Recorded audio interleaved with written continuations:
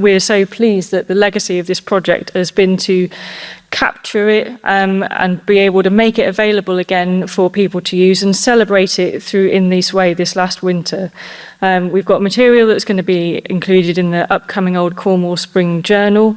We've got all the recordings that are available on the Federation's YouTube. We've had new discoveries. We've been fortunate enough to be able to commission new compositions, and Nev is already talking to people about Roseland carols for this year. I am. And also, I mentioned the Easter Carol that Florence Attenborough had done the words for.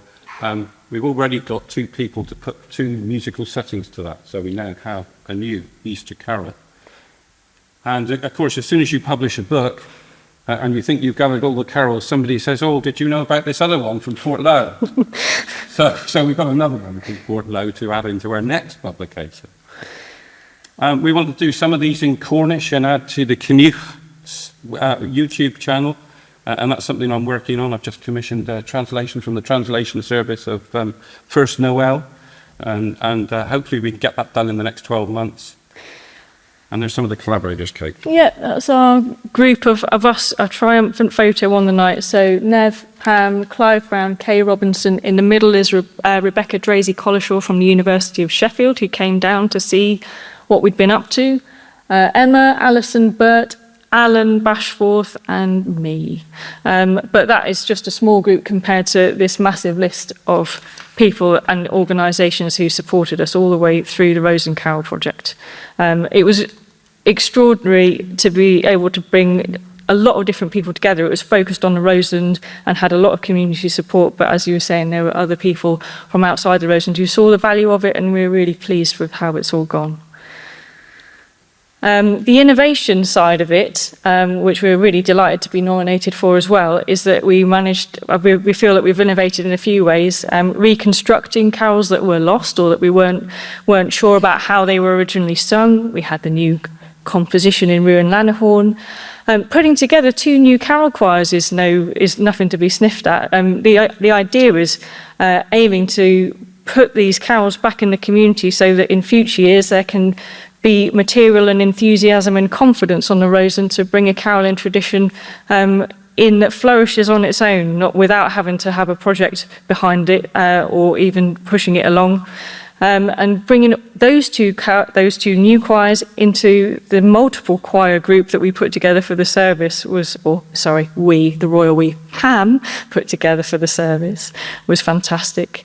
We've talked about the community engagement, and I thought that going around to all the parishes to ensure that communities felt approached and represented in the project was really good. And bringing these different archive and museum pieces to life and having them reinterpreted in some cases has been a wonderful experience as well. So I know we've raced through that, and we've actually got 2 minutes before 3:15. One last video. Oh, I've got one last video, sorry. Yeah, one last video. Arise, O hail, arise, and hail the glorious star, which brought the wise men from afar, which led them on this happy morn to see the great Messiah born, to see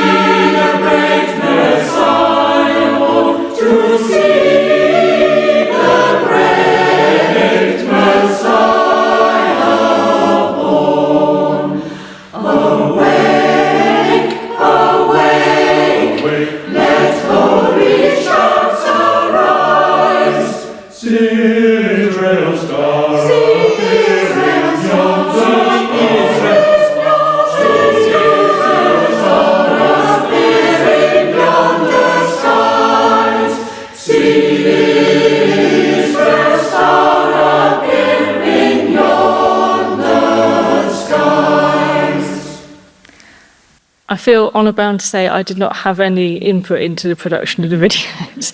And as hopefully we've put across to you, it's not just me and it's not just Pam, it's been everybody that we were involved with over the last 2 years that we've been working on this. It's been a tremendous amount of hard work, and we're really grateful to all of the people that worked with us to achieve what we achieved. But I hope that what we've put across to you is that we had a fantastic amount of fun with this project, and it is going to continue into the future as well. So thank you very much for listening.